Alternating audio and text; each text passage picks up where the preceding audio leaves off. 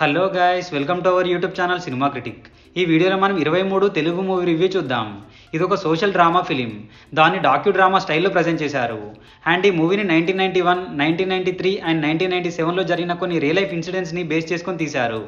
And ఈ మూవీని తీసిన డైరెక్టర్ ప్రీవియస్గా Mallesham and 8am metro movie తీశారు.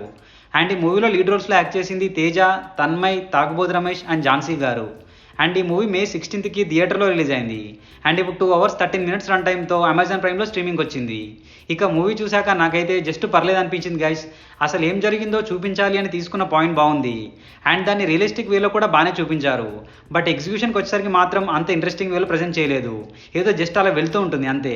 ఇంకా డీటెయిల్గా ప్లస్ అండ్ మైనస్ పాయింట్స్లో డిస్కస్ చేద్దాం. మూవీ యొక్క బేసిక్ ప్లాట్ ఏంటంటే హీరోయిన్ తన ఫ్రెండ్ కలిసి ఒక దొంగతనం చేస్తారు. సో ఆ దొంగతనం వల్ల వాళ్ళ లైఫ్ ఎలా టర్న్ అయింది అండ్ ఎలాంటి సిచ్యువేషన్స్ ఫేస్ చేశారు అనేది rest of story. Coming to plus points, ఈ మూవీకి మెయిన్ ప్లస్ పాయింట్ వచ్చేసి లాస్ట్ 30 minutes చాలా రియలిస్టిక్ వేలో ఎంగేజింగ్గా ప్రజెంట్ చేయడం. అండ్ ఇందులో చాలా సొసైటీ రిలేటెడ్ పాయింట్స్ని కూడా తీసుకున్నారు. Like caste discrimination, poverty and పవర్లో ఉన్న వాళ్ళకు ఒక న్యాయం అండ్ పేదవాళ్ళకు ఒక న్యాయం జరుగుతుంది అనే పాయింట్ని చాలా బాగా చూపించారు.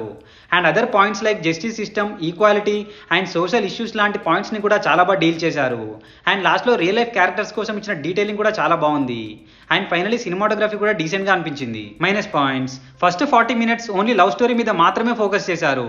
అండ్ మధ్యలో కొన్ని సాంగ్స్ కూడా అన్నెసరీ అనిపించాయి. అండ్ ఎమోషన్స్ కూడా ఎక్కడా పెద్దగా వర్కౌట్ అవ్వలేదు.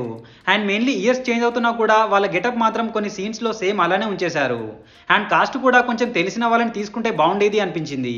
అండ్ రన్ టైం కూడా చాలా లెంతీగా ఉంది. అండ్ కొన్ని చోట్ల స్క్రీన్ ప్లే కూడా కాస్త నాన్ లీనియర్గా మారిపోయింది. అండ్ ఫైనల్గా కొన్ని చోట్ల హీరో యాక్టింగ్కి డబ్బింగ్ సెట్ అవ్వలేదు అనిపించింది. కమింగ్ టు పర్ఫార్మెన్సెస్, తాగుబోతు రమేష్, ఝాన్సీ అండ్ హీరో ఫ్రెండ్గా చేసిన అతని పర్ఫార్మెన్స్ బాగుంది. అండ్ రెస్ట్ ఆఫ్ ఆల్ పర్లేదు అనిపించింది. సో ఫైనల్గా చెప్పాలంటే just an average film guys. Social drama movies ఇష్టపడే వాళ్ళకి నచ్చొచ్చు.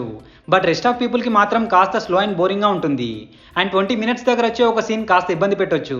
సో అదొకటి స్కిప్ చేస్తే రెస్ట్ ఆఫ్ మూవీ మొత్తం ఫ్యామిలీతో చూడొచ్చు. సో ఇది గైస్ 23 తెలుగు మూవీ రివ్యూ. మీకు కనుక మా రివ్యూ నచ్చినట్టయితే please subscribe to our cinema critic channel. Next movie రివ్యూతో మళ్ళీ కలుద్దాం. Bye bye, take care.